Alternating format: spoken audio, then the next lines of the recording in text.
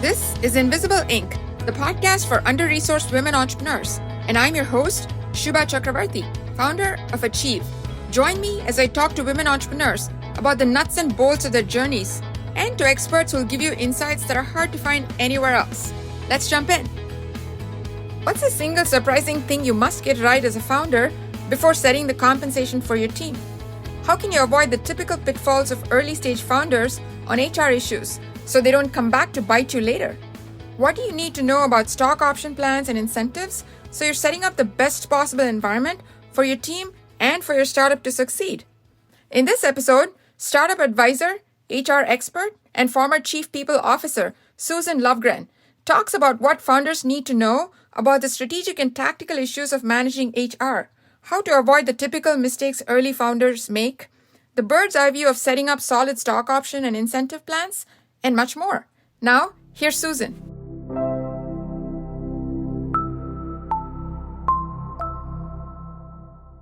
Good afternoon, Susan. Welcome to Invisible Inc. We're so excited to have you here. I'm excited to be here. So tell us a little bit about your experiences in the startup world, particularly from an HR perspective. It's kind of interesting. I spent most of my career working for publicly traded companies, large organizations, lots of infrastructure, lots of different departments and support.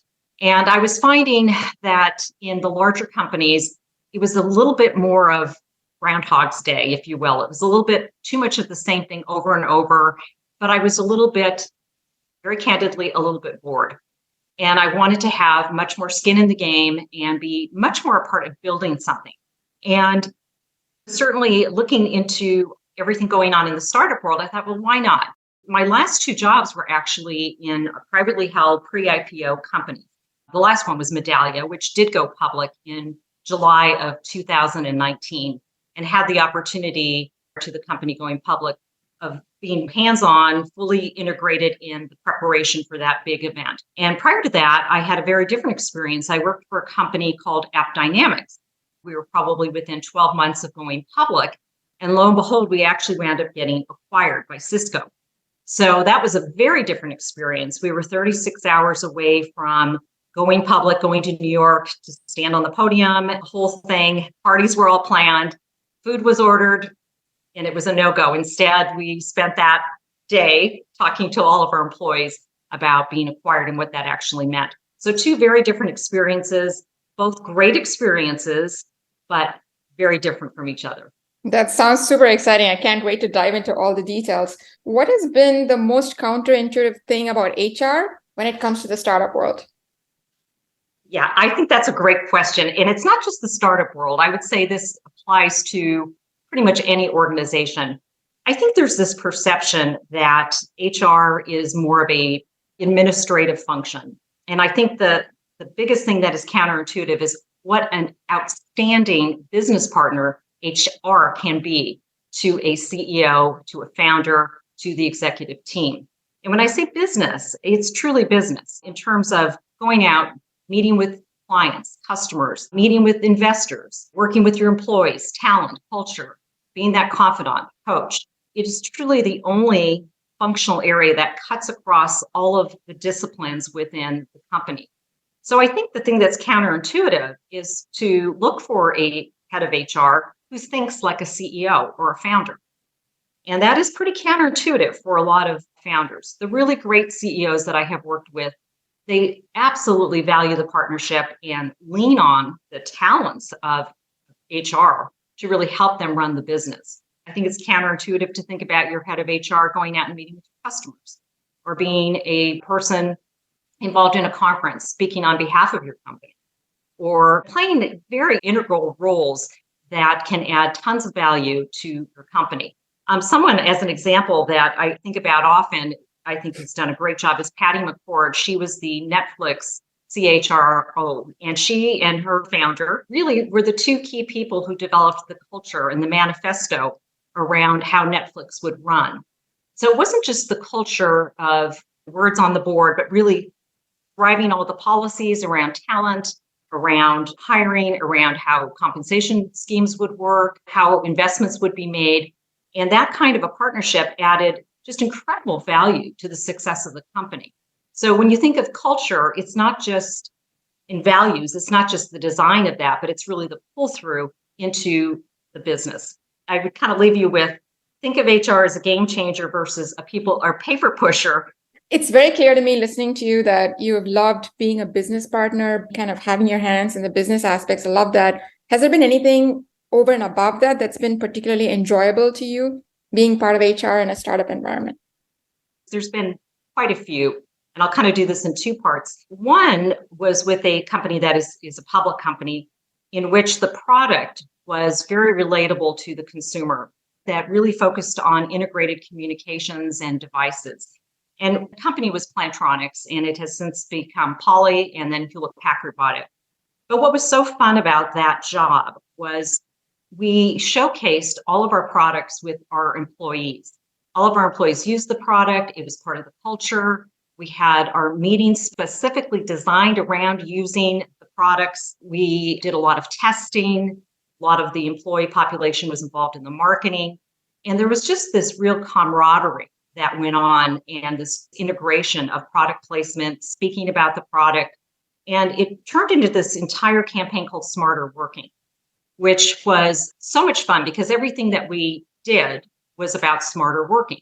So it drove our business, it drove our culture, it drove the way in which people physically worked. We designed our building and all of our signals to the employee around the Smarter Working Manifesto.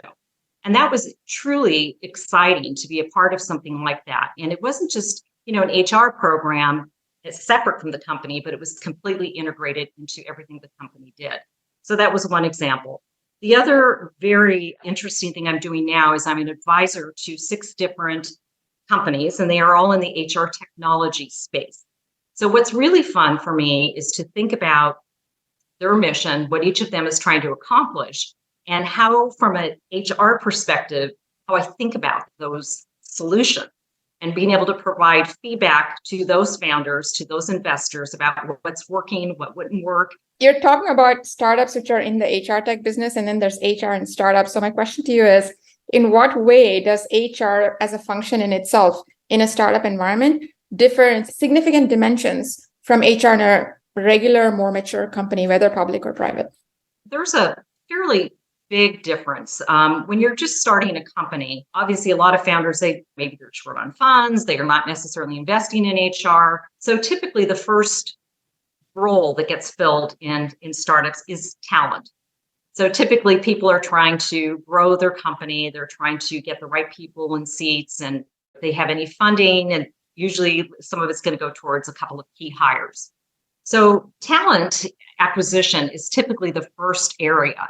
So to think of it as your chief talent officer is a pretty critical role at that stage. That person is really on the hook for, getting your brand out there, creating the employee value proposition, working with the founder about the story. How are you going to communicate the values, the culture? What's important in terms of who you're hiring? Hiring and labor are going to be your most significant investments for the most part. They're going to also be the source of probably some of your most significant problems. So it's kind of a double-edged sword, and getting hiring right is super important. The other thing I would say in the beginning, go to market, super important. It's going to be about sales for a long time.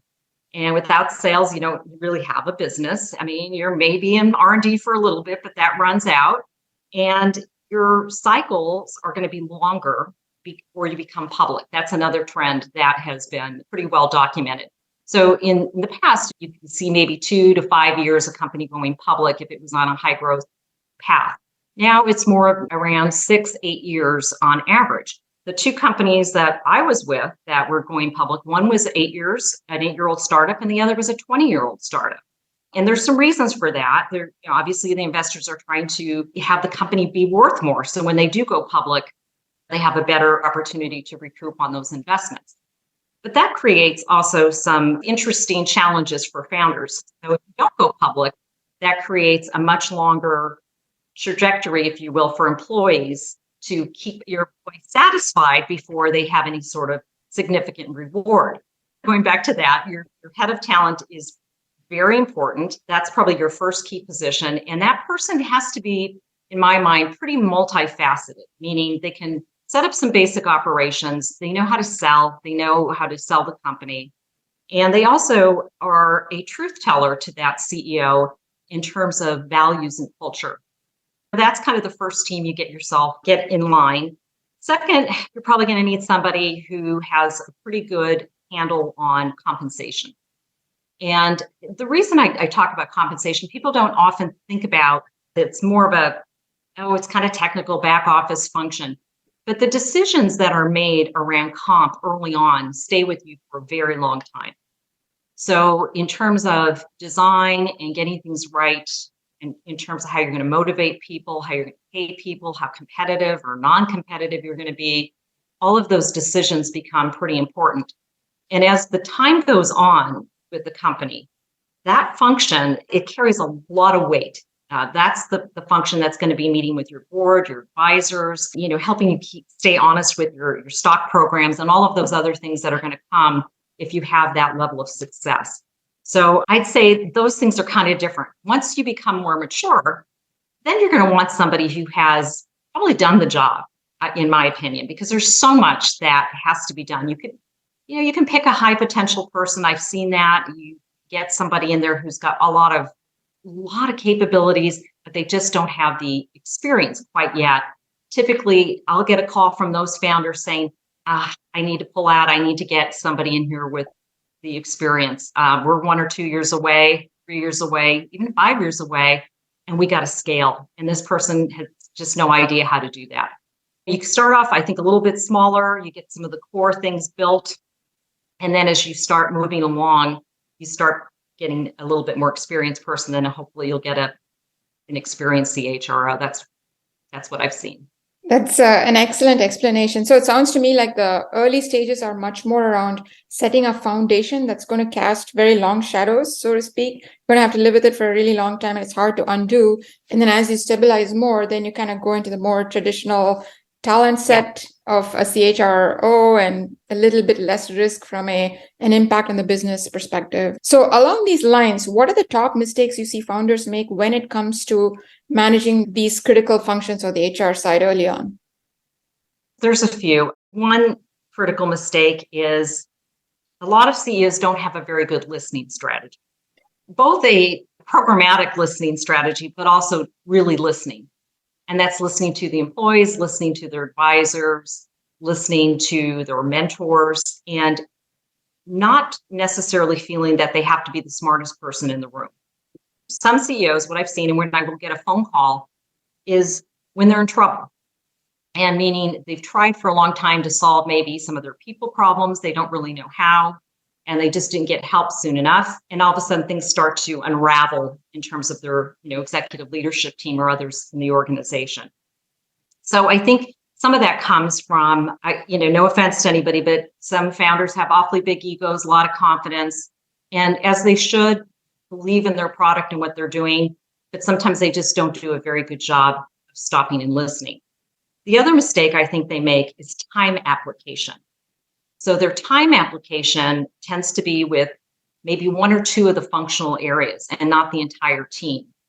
So if you're going to hire an entire team to represent, various tasks that need to be done in the company, you really need to ensure that you're spending time and gaining the value out of all of those leaders in your company or all of those positions in your company. So if you're only really hanging out with sales or hanging out with engineering, you're going to miss a lot of things going on in your organization. The other mistake I've seen is with some leaders, depending on the type of leader, is not doing the analytics early and often enough on go-to-market, meaning sales. And what I mean by that is the analytics, really understanding your sales productivity, understanding where you have risk of people leaving your organization, what those costs associated with that are, really understanding what's going on around renewals. It could be understanding placement of where that talent sits physically. And is that the right thing? Are you structured the right way? And really having the analytics around your whole go-to-market and truly around your marketing as well and what you're getting out of that. Where I've seen people really struggle is not having a good handle on that. And all of a sudden, if they lose key talent in that area, and salespeople are very coin operated, again, no offense to anybody, but it's just what I've seen. It's just been the truth. And if you don't have a good handle on that and you're not comping people in a way that is motivating and paying attention to that, you can find yourself in a lot of trouble. I love how you painted this picture, because what it's telling me in a very loud and powerful way is that once you're a founder, once you've taken on a leadership role of growing your company into something bigger and more scalable, your strategy begins to matter a lot. And then your performance on the strategy, which means you have to get out of your comfort zone in areas that don't feel like home to you. What I picked up from what you just laid out was the specific way that the dots connect to then end up in an HR implication or consequence from a leadership failure. Absolutely. Which brings me back to the main question. So you're starting out as a founder, or I imagine it's all in one big pot of, I need to get this business up and running and I need to show traction, product market fit, whatever the latest buzzword is, in Silicon Valley. So you don't think about all these functions as specific disciplines that require their own approaches. So how should a founder proactively start thinking about, oh, this is an HR issue, and what are the milestones that they should be triggering in their minds to go to action and to actually take conscious decisions around HR in this journey? Yeah, so a couple of thoughts. One thing that I think many of the VC firms do well, they have a lot of resources depending on who you're partnering with. And many of those folks know HR people, and they can even help you with an interim HR person. So somebody to come in and help you establish and assess kind of where you're at and what you actually need. These investors have a lot at stake, and they know tons of great people. And certainly that's what I've seen work pretty effectively. Somebody to come in for 6 months, go side by side with the CEO. Now, again, kind of going back to talent, if you're all of a sudden going to be needing to hire a bunch of people, then you're probably going to need somebody in HR. If you decide you're going to hire a bunch of people, what are you going to do about things like stock options? Are you going to incent people with any sort of compensation, bonuses? What's it going to be? If you're going to, keep your company at a relatively small size, initially, 10 people, 20 people, you may or may not need somebody to help you. Maybe you can, get away with a contractor to kind of help you put some things in place. But I think the telltale signs, when you start getting up around 125 people to 700 people, 700 is kind of an inflection point where you're probably going to need somebody pretty experienced. It starts to get pretty active. And so the activity level is going to come from everything from employee relations issues to maybe even having to lay people off. The economic situation changes. Maybe you're in high growth, maybe you're not. If you're going to be going into a different country or a different region, there's different implications around, just setting up things to meet the labor requirements. You want to be looking at any things that are changing in the law. And again, they'll be like signals to you. There'll be signs of things that you're going to need to start to address. So I'd say it probably depends on how much cash they have, how quickly they're going to grow. I always want to be cautious about overhiring because I don't like to lay people off. That's the worst thing in my world for sure. And I think it's heartbreaking for founders who have so much passion in what they're doing. I'd say 100 people, then, you can maybe get away a little bit for a while with some talent. You have a strong talent person, maybe a good generalist, a good operations person. Once you get to between 500 and 700 people, you're going to have to implement things like some sort of a HRIS system to keep track of your people. You're going to have some sort of incentive programs that you're going to have, you're going to have to hire somebody in stock administration, or going to have a consultant in stock administration. So things start to get like a lot more complicated just operationally in terms of setting up a compliant company. And that's why you want to have some of those other fundamental things established, obviously your values. And I don't think I mentioned this, but CEOs, founders, they got to be looking around all the corners. They've got to be looking at the long view. What are the implications, unintended consequences of these decisions early on? Is this sustainable? Can I afford to give these people lunch every day between now and the next 5 years? Truly.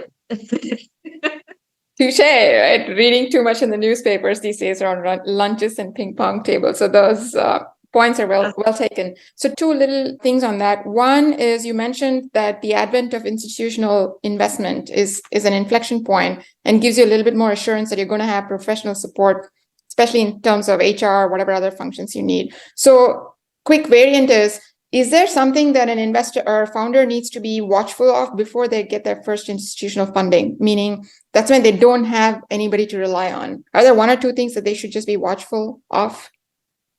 Obviously, they should be, reading the newspaper, looking online. So things, in our world keep changing. I think the world of work has shifted so much. One thing I'd say they need to be paying attention to is very transparent out there.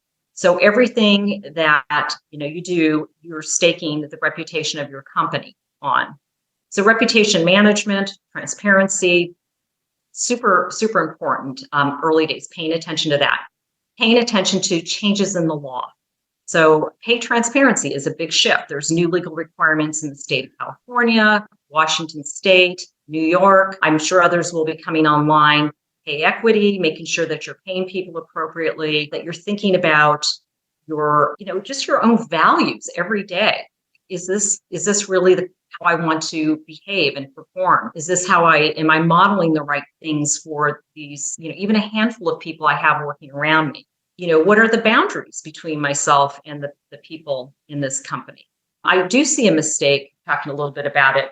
Some of these founders think everybody is your friend, that it's a family. And when push comes to shove, that may or may not be the case. You may need to make some very hard decisions. You may find that you're not getting honest feedback from people. And this is what I was referring to with the listening strategy. People may not be telling you what you need to hear because you're their friend, or you're spending too much time being their friend versus focusing on the things you need to do in the business.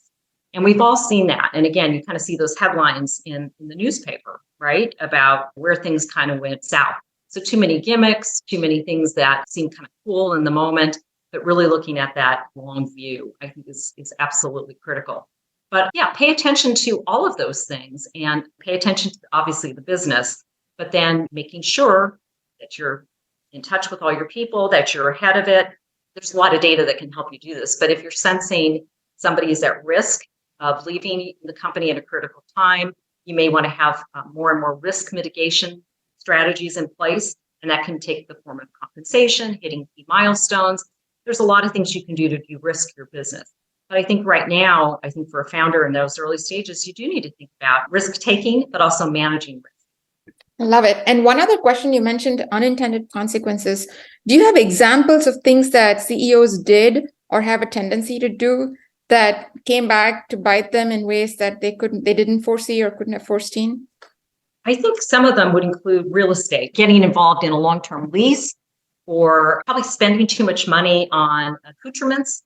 And then down the road, when cash is needed for other things, they came up short. Being conservative around things that are going to be more difficult to get out of down the road. So a good example would be with anywhere from like 12 to 18 months before you go public. You're really trying to conserve cash.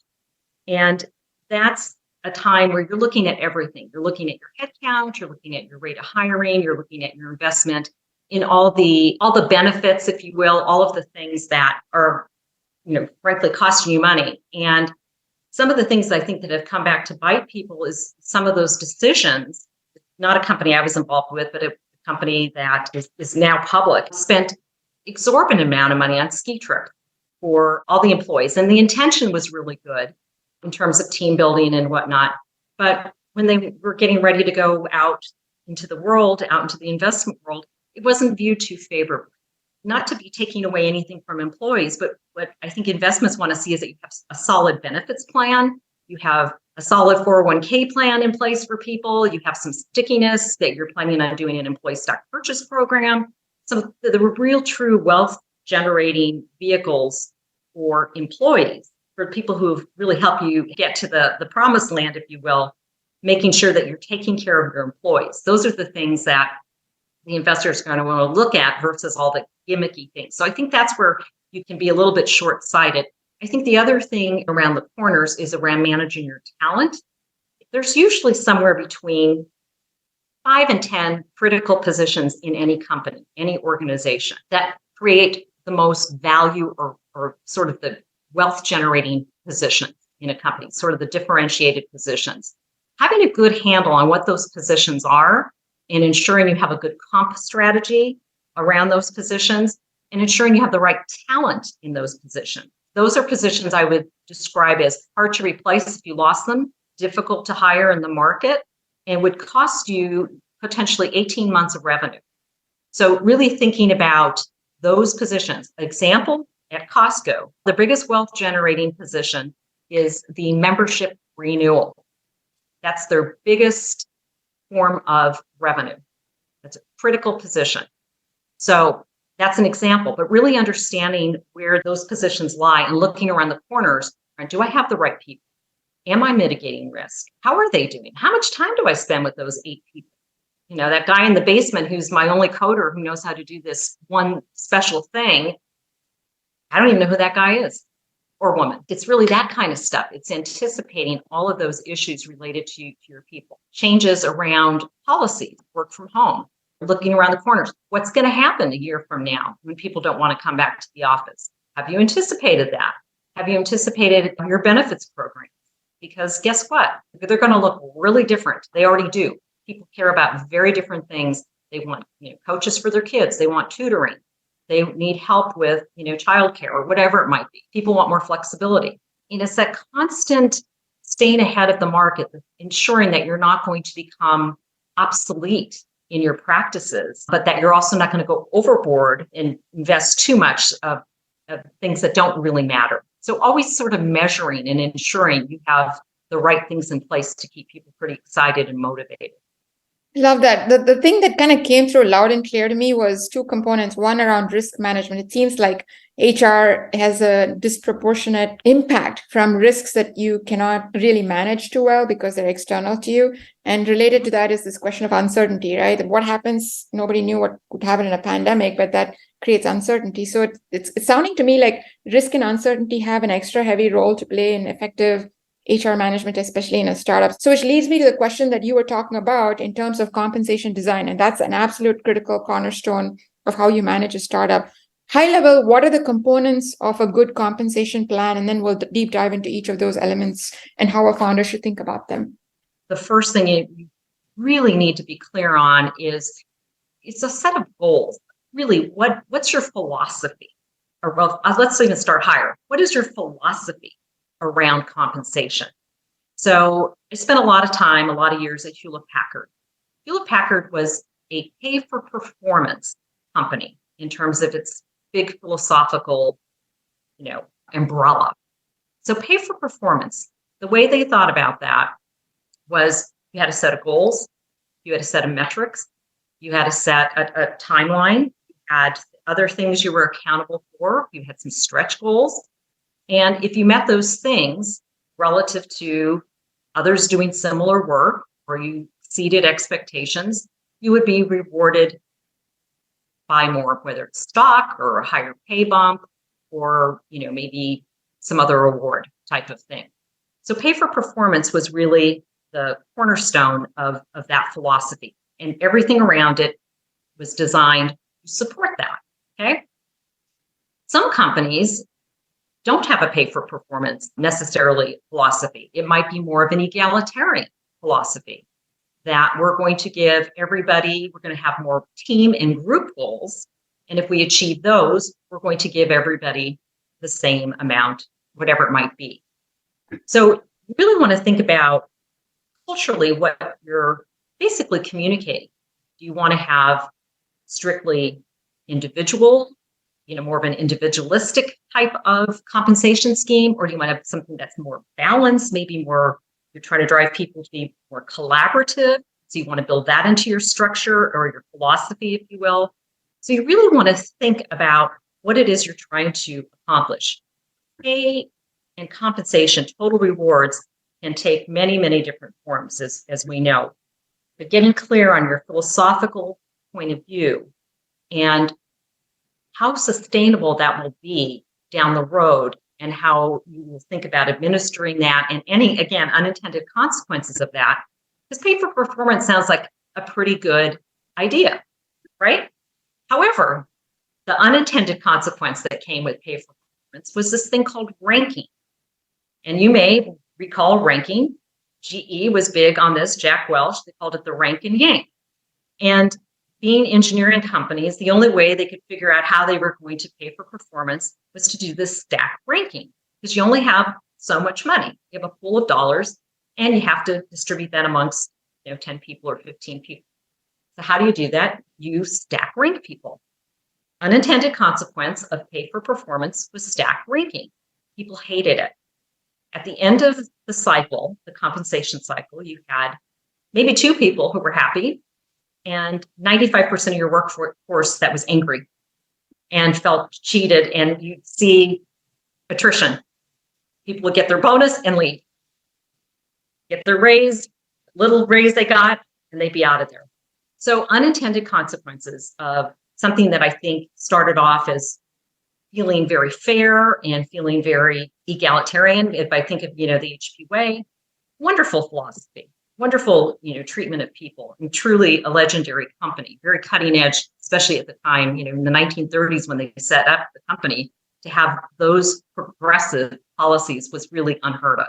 So it's not a criticism of that philosophy, but it's a criticism of the way in which they approach the mechanics of how to support that philosophy. So compensation design is super complicated. So really thinking about, in a very thoughtful way, what is it you're trying to accomplish?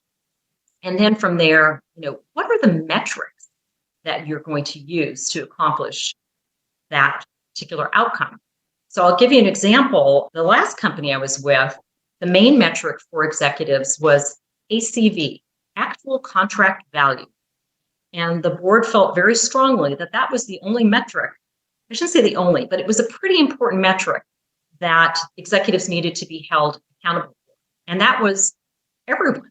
Everyone on that executive team had an accountability. Now, we had other things that we were accountable to and for as well, but that was the unifying goal, was really around growing the company and around revenue. So that metric, while it's not necessarily one that you would keep forever, was really important for driving, this high growth company and wanting to, ensure that people were aligned around that goal. So philosophy, what kind of, goals you want to have in place for people, and how you're going to hold them accountable. What are those metrics going to look like? And what's that alignment going to look like from one group to the other? Now, some companies believe in cascading metrics, that you start at the top and you cascade those goals all the way down. I'd say an unintended consequence of that is if people can't see themselves in those goals and metrics, they're not going to be too excited. So I would caution cascading metrics. That would be another design principle. The other thing, when you're designing a comp strategy, you have to sit down with your investors and who's funding you and really see what you can even afford. Okay. What is affordable? What is doable? How much equity are you going to put in the pool? For founders and startups, if you're not giving people equity, they're probably not going to join your company. Okay. So you have to have some sort of an equity plan, whether it's stock options, whether it's restricted stock units, whether it's key milestones that people achieve, and then you give them some sort of, reward at the end of that period. All of those things really, really matter to incent people. If they're not incented, if they don't feel, especially the early people who come into the organization who are going to help you build your company, there should be, in my opinion, a differentiation of those people who've kind of hung in there with you longer. They should be able to see that value and see that growth over time. Whereas people who come later typically don't receive the same amounts. It's just kind of par for the course. So at some point, you have to level out the difference between, as a startup, you typically can't pay people as competitively, a base salary and bonus programs. But typically you can compensate for that, or compensate from a lack of 401k match, things like that you're not going to have early on, with more options. So that's typically where you want to make sure that you've got that right balance of something that is attractive enough to people and competitive enough. Where I think stock programs are going to struggle a little bit more is in today's market. There's ups and downs in the stock market, obviously, but companies taking longer to go public means more anticipation of refresh programs, having to refresh that stock a little bit more often, having to keep it interesting for people. The longer your company stays private, if you will, you're going to have to innovate more on the product side, probably a lot more to get to that point before you get that infusion of cash and help and mentoring and all those things your company's going to need. So it can be a really long haul, the time you start to the time you start to see some profitability. Design, super important of how all of that is going to come together. That was a fantastic overview. Actually, it opened my eyes to many things I hadn't been aware of before. You talked about metrics and how these fundamental impact or value related metrics should be at the heart of any design of any compensation, at least at the senior executive level. What has been your observation or even your advice in terms of how a founder should select those metrics? And also related to that, to what extent do you typically see investors weighing in on the selection of those metrics? Investors will weigh in. And I share the one with the actual contract value. And so they will definitely weigh in depending on their functional expertise and their experience. Thank goodness, right? They're offering you some really sage advice, truly. And that's why they've been so successful, many of them. So I'd say for the metrics around values, one way of doing it really depends on the company. Over time, you typically have an annual survey, or you have a quarterly survey, or you have a pulse survey, which gives feedback from the employee perspective about how well the company is doing on living its values. And you have essentially a kind of like a net promoter score that you can use to keep you honest, to help you understand how are we doing? How are people feeling? Are we doing what we said we were going to do? Are we doing right by these people? What could we be doing better? And this is where that listening strategy really comes into play, and being transparent with people that, hey, we failed this quarter. We didn't communicate new benefits as well as we should have, or we didn't communicate our strategy, or we've been confusing our employees about certain things, or we haven't provided the right tools for you to be successful in doing your job. Those are the kinds of things that you definitely want to keep a good handle on with your employees. So values can be measured. They can be measured through things like your surveys. I don't like annual surveys personally. They're too in the past looking. I like forward looking things. Just a simple pulse survey helps you with your values. Another example from a previous company, we would measure the turnover or attrition of certain key positions. It was a core engineering group that was very, very important to the company, very valuable. We would reach below a certain level. It affected all the bonuses across the board. It wasn't HR's problem. It wasn't engineering's problem. It wasn't go-to-market's problem. It was all of our problem. And so it affected a percentage of that bonus payout. Depending on what you want, you can put some people metrics in there for sure. And then obviously you can put your business ones in there. I'm not so sure attrition for startups is such a great metric. I would use it more for like just key positions, because attrition is going to run between 17 and 22% for startups, which seems really high, but it's actually pretty average. Got it. And that's helpful. Values is great, but that also triggered the value in terms of the value creation of the company itself as a startup. What has been your observation in terms of how much that key metric like the ACV that you mentioned is understood and well used by founders and saying, you know what, this is the thing that's going to drive how well my company does, and how much thought has gone into that? Super well understood. And a lot of thought from experience from the investment community. And one thing I will say about that too, and this might be helpful advice for the founders. If you've got something that's kind of a non-negotiable, when I say non-negotiable, everything's negotiable, I guess, to some degree. But when you know that your investors value something, that something is very near and dear to their heart, you want to pay attention to that. And it doesn't mean you can't argue with it or you can't look for other things, but you also have to respect that point of view, I guess, is the right way to say it. Because you will have, as a CEO and founder, your team will pressure you for other metrics. Your team will pressure you for other things that they want to be accountable for or want to get credit for. And those may be very different things than what your investors value. You most likely will have some conflict along the way, especially if things aren't going as well from a comp perspective. Let's say you aren't hitting your metrics. If you're not hitting your metrics, you probably shouldn't get rewarded for that. However, when people are in the trenches and it's a slog and they're not getting rewarded for their efforts, then they become restless and they want to then renegotiate some of those metrics. And I think that is a maybe unintended or unforeseen consequence, but that's one of those corners to look around that can cause some discontent. And that's also where I think some coaching or getting some advice, in having those conversations with whether it's your chair or your member of your comp committee, some of those conversations around other ways of continuing to engage people.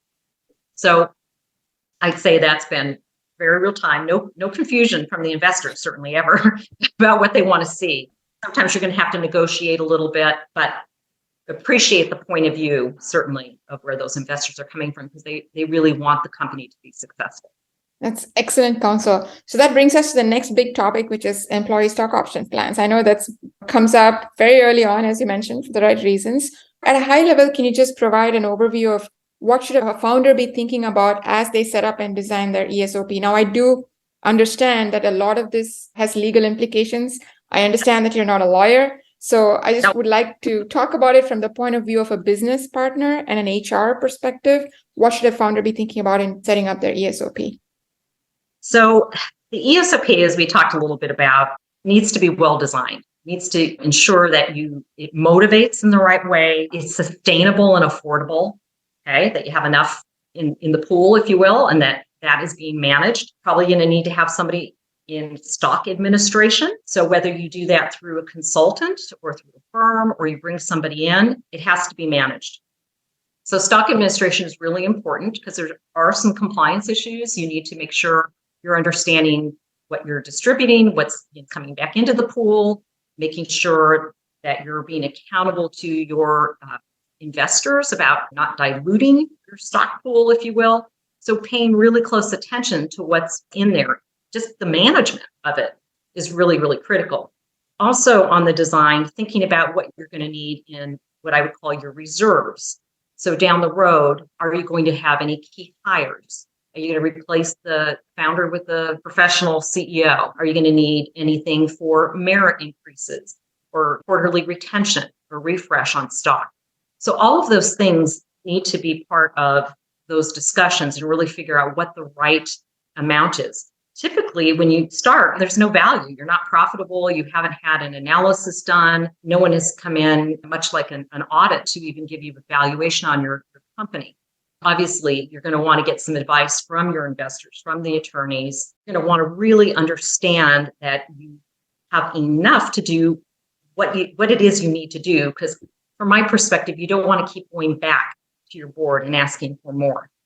You want to manage within what everybody has agreed to be reasonable, unless obviously there's some crazy unforeseen thing that could come along, or you have an opportunity to hire some, rock star person that you need some stock for.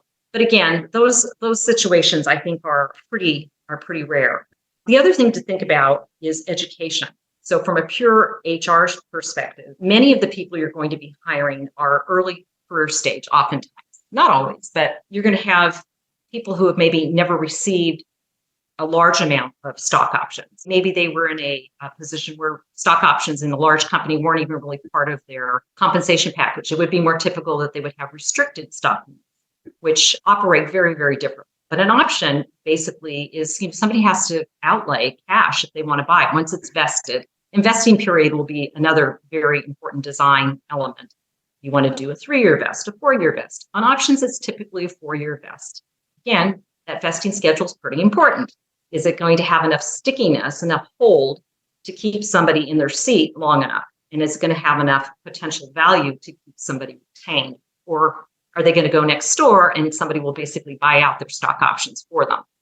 So vesting period, making sure you have enough in your pool, that the outlay of cash is an important one from an employee perspective. So until somebody purchases them, they're really not issued. It's not your grant. Whereas an RSU, it's your grant as soon as you accept that grant and you pay the taxes and whatnot. For options, it's very, very different. It's a long time. It's outlay of cash. If somebody leaves the company, do they want to pay for those? Do they want to negotiate a longer window in which to purchase those stock options?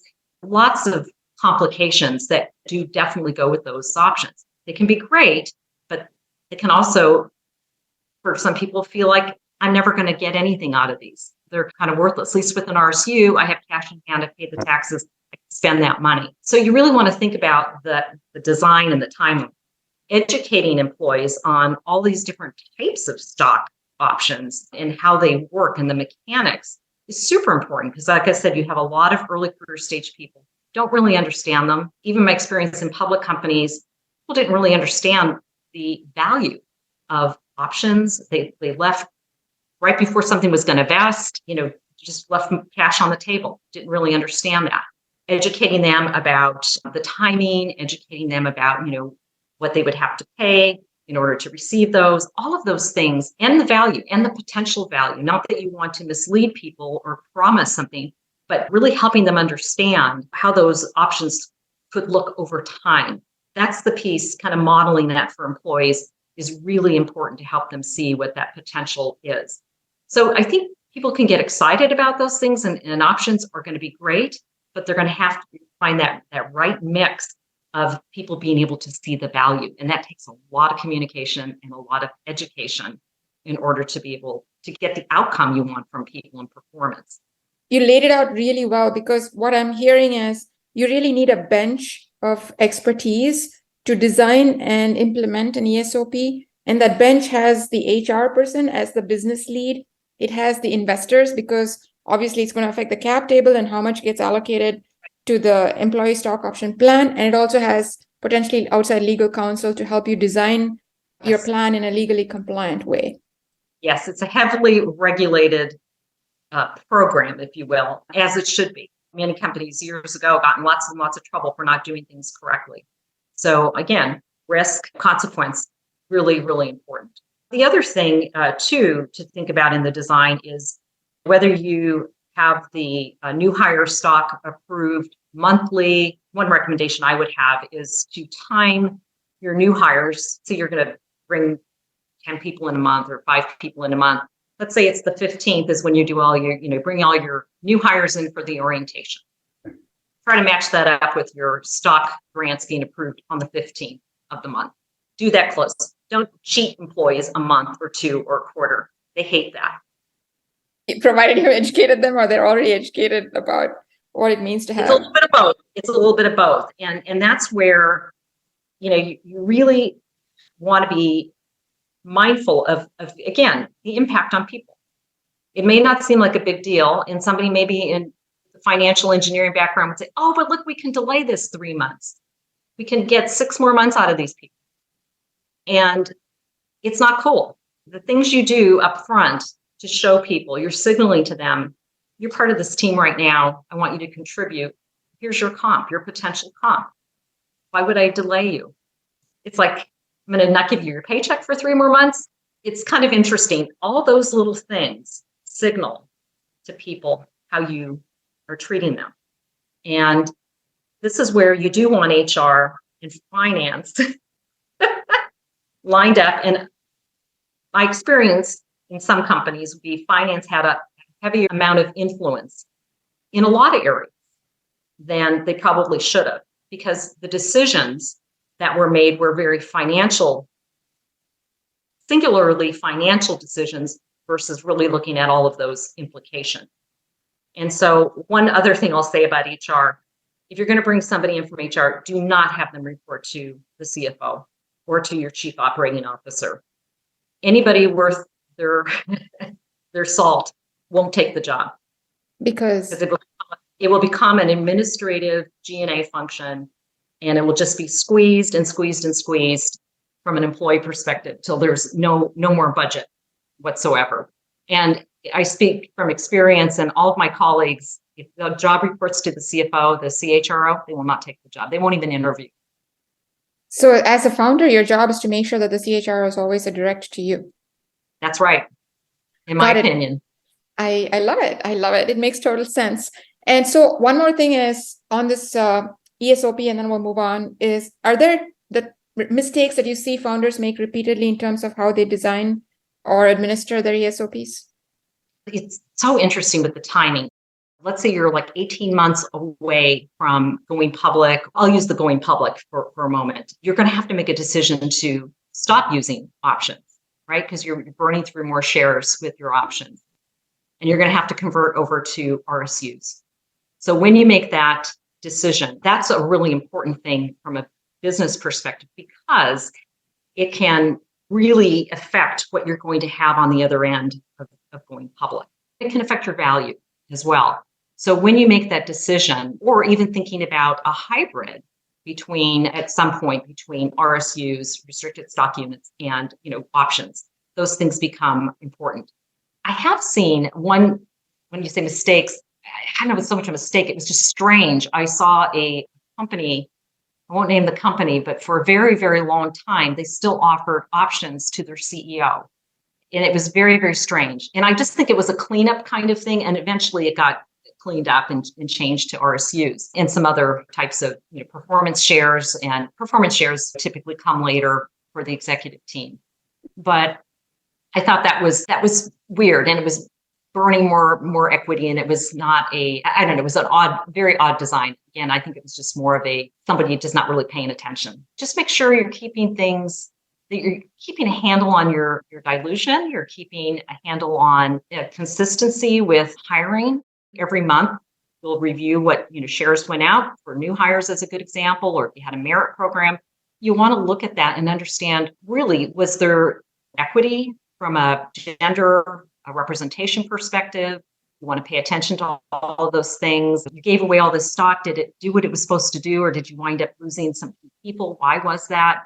So again, kind of that look back in your program to make sure you're not making the mistakes, if you will, that it's achieving its objectives and its outcomes. I'd say those are some of the things I have to think about. That really brought out to me loud and clear why you said and why it was important to look at HR as a business function, because all of these are business implications and not just air quotes HR implications, because they all impact every aspect of your business. Good HR is going to be looking at all of the analytics all the time. And there's so many great tools out there that we now have at our disposal. So we can create dashboards that with some simple software show us where we have problems with inequity, where we might have a correction we need to make. As one company, we had to shore up about 7% of our females to make sure that they were being paid an equitable. Obviously, there were some issues, and had to do a quick correction. And so having that kind of exposure to the data is really, really important. So, who are you paying? Why are you paying them this? What's happening? How's their performance? If you have underperformance, paying attention to that. If you know you have an underperformer and you see on your reports, why did we give this person equity? Why did they get a merit? Those are the kinds of things that, again, an HR business partner would be sitting down with you and looking at on a fairly regular basis to make sure you've got a good handle on. Excellent. So you mentioned this issue of pay equity and the fact that female employees were underpaid. As a founder and CEO, what should you know and what should you be paying attention to in terms of pay equity and transparency and pay parity? Yeah, so a tool I absolutely love is called Syndio, Syndio. I believe it's a group of analytic people and maybe some ex-lawyers are in there. It had been a fairly small company. And they created this, and I have nothing to do with them. I'm not an advisor to them or anything. So nothing to be gained other than I think it's a great resource for people. And essentially what it does, it provides you with a scattergram or a report of all your departments. It shows you promotion rates. So you're asking what to pay attention to. Promotion rates, how quickly are your females versus males versus folks in underrepresented groups being promoted? Is there any sort of inequity occurring there? And if so, why? What's going on there? Points you to kind of where to look. Hey, what's going on with pay? How come, women are receiving much less on their merit increases? So how do we do with merit increases? How are we doing on base pay, bonuses? How are we doing on that? How are we doing on overall equity position for basically the hold for various groups? And you should see pretty visually where you have any gaps. Frankly, I'm very proud to say in many of the companies, once we were able to really look at the data, can quickly address anything. And the fact that you're sitting down with your CEO and looking at that data, people's behavior got much better in terms of paying people much more fairly and much more equitably. Now, obviously, there's going to be some leeway. You're going to have some people paid more depending on the position it is, or how long they've been with the company, or whatever it might be. But it gives you a pretty good indication. So those are the things to look at. Rate of promotion is very important. Or if you don't have as many women going for those promotions, it can point you in that direction as well. Why is that? Are they not being encouraged? Are they not being developed? Is there an issue with their confidence? They just need a mentor. They need a coach. What's happening? So you can tell a lot from the data, frankly, and pay transparency, same thing. Companies are being asked to show not necessarily, line up all your employees and let's talk about what every single person in the company makes, but really understanding what the ranges are. So again, something founders need to be thinking about is how they want to design their comp structure. Are we going to have 3 buckets? Are we going to have 29 job levels? Are we going to have, special positions for special kinds of roles? What are we going to do? Because we're going to have to be transparent about it. And we're going to have to make sure our employees understand what those job levels are and what it takes to kind of go from one level to the next. Now, in startups, typically more levels are introduced so people can feel and see that they're progressing. So what you'll see in a more mature company is maybe 3 big buckets for professional roles and 3 big buckets for managerial roles. Google's a good example. They don't have a lot of job levels. But they got a lot of people. And so they pay their people very well, and everybody's very happy about. They usually don't complain about salary. They complain about other things, but not really salary so much. So you'll want to make those kind of decisions clear, transparent. What are those job levels? And what's the bottom of that? What's the midpoint? What's the top of that job level pay? And so people can have a pretty good understanding of where they're at. A lot of companies now are publishing their rate ranges with their job posting. So the value of the job is disclosed right from the get-go. Bonus programs are very clear with what the metrics are and timeline.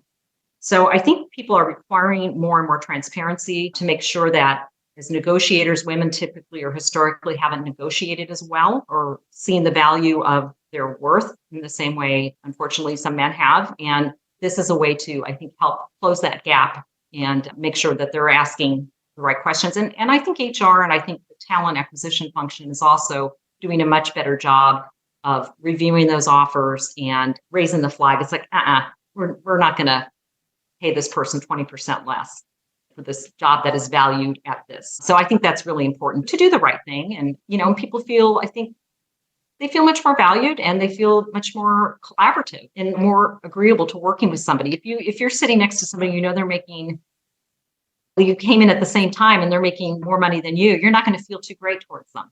And everybody finds out. Everything's transparent. We'll go online, say all kinds of stuff.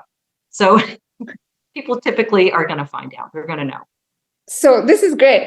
If you wouldn't mind, I'm going to play devil's advocate on a couple of things, and I'd love to hear your thoughts on that. The first is, you talked about the Cindy or whatever its cousin and peer tools are. My pushback to you would be, if I wanted to be a hard-edged person, I would say, well, ignorance is bliss, and I'm the founder. If what I don't know, I cannot be held liable to. So what is the incentive for me to even look at it when I'm busy trying to survive and get traction? That's my first question. My second question is, my perception of at least venture capital funded companies is that they tend to skew heavily male and white. So we know there's an inequity already in the funding system. And I would argue that flows down all the way to things like pay and stuff like that. So those are the 2 questions I have to you, which is number 1, what is the incentive for a founder to even look at this? And what are you seeing in terms of trends? And then secondly, given the heavy skew of who the investing entities are, what is your assessment or prognosis that pay parity is even going to make any real impact? Yeah. So great questions. So why should a founder care? Ignorance is bliss, right? Well, it is until it isn't. So it may be for a little while, but eventually people will either talk, or if a person senses they aren't being comped fair market value, and people do check. Don't be confused. People are being recruited all the time, especially if they're talented and good. And especially if they're female, especially if they're in an underrepresented group, because people have to meet their diversity and inclusion goals. Okay. Even founders and startups and boards, they want to see those stats, and they want to look at those stats. They want to look at pay, and they'll look at it, and they'll see if you're doing something that is unsavory, if you will.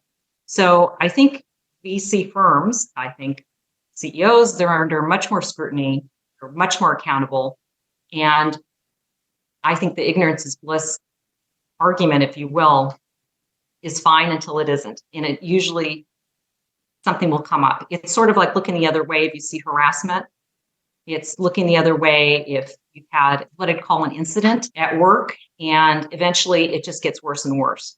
So founders, it's the new world. It's the new transparent world, and it's not going away. It's going to only get more visible to people.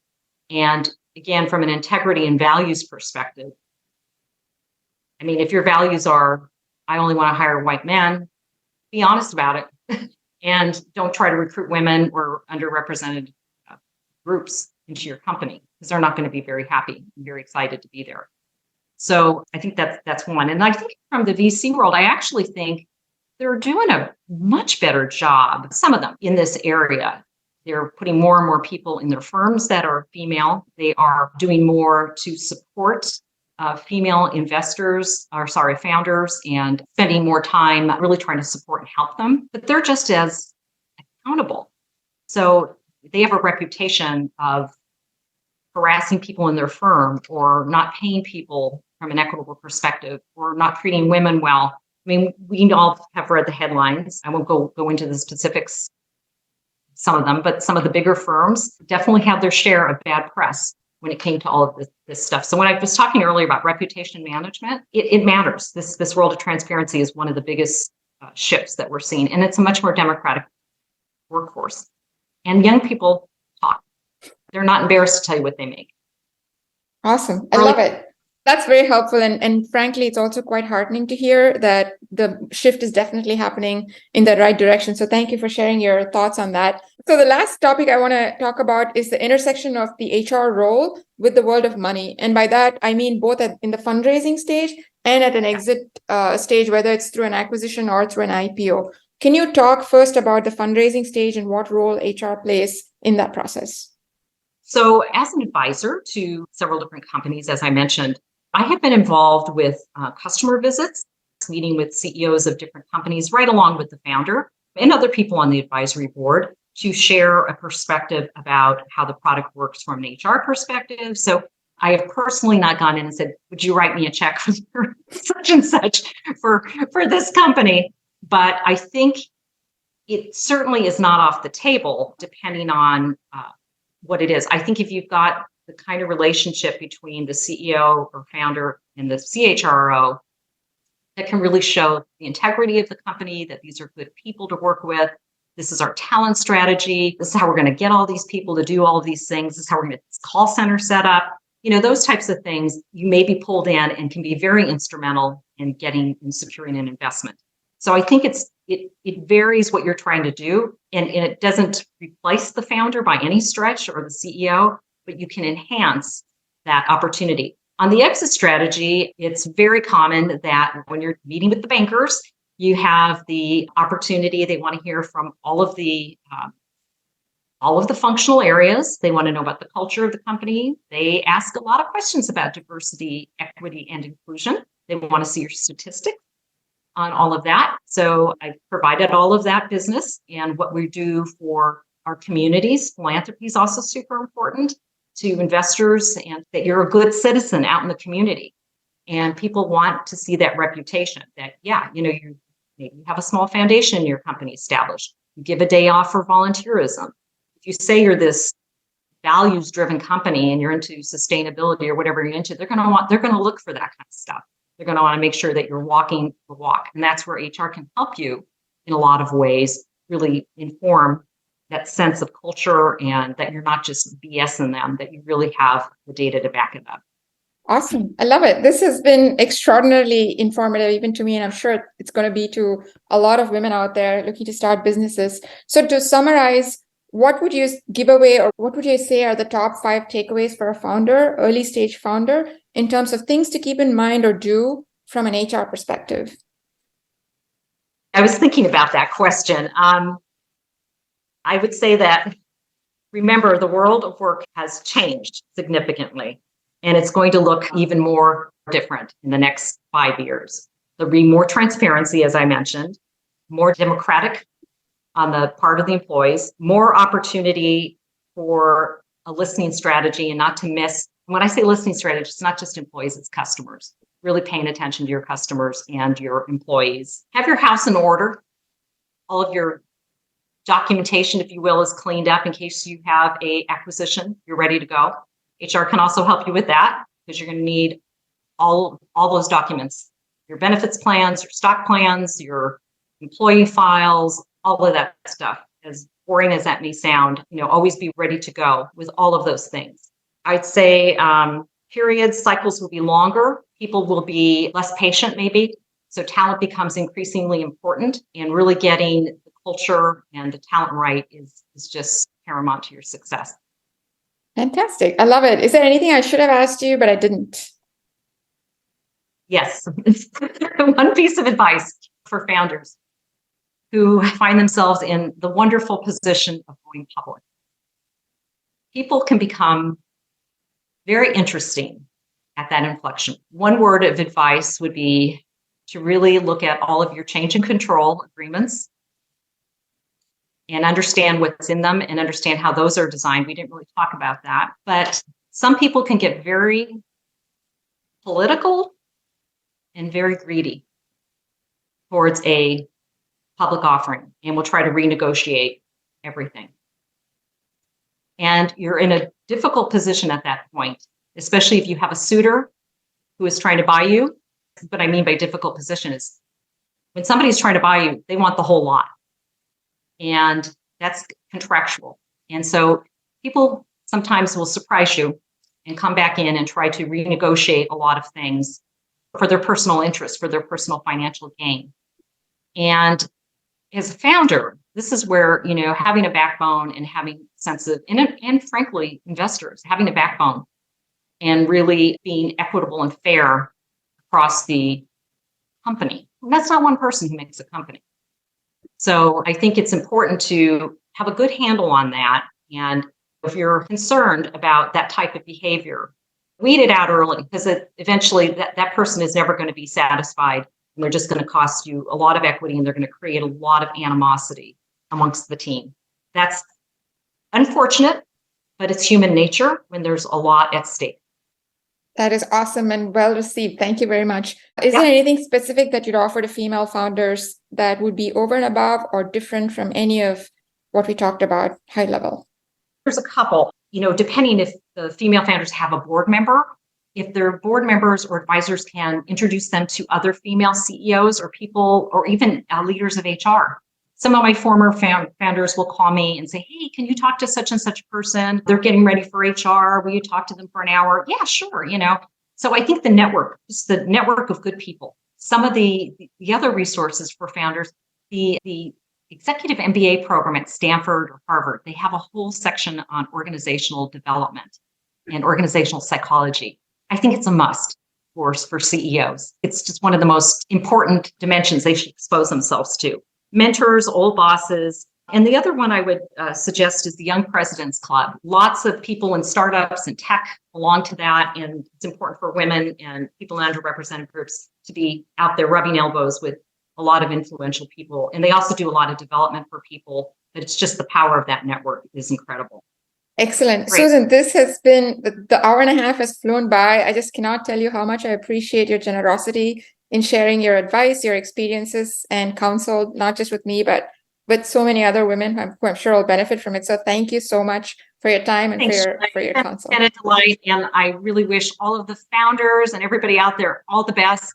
I have such admiration for all the entrepreneurs and innovators of the world. It's a lot. And last but not least, advice, take care of yourself, take care of your health and your stress levels if you can, and make time each day for yourself and your loved ones. Really important. Can't be all business. HR is one of those things no founder really stops to think about, but it's an important lever to set up your startup on a great footing.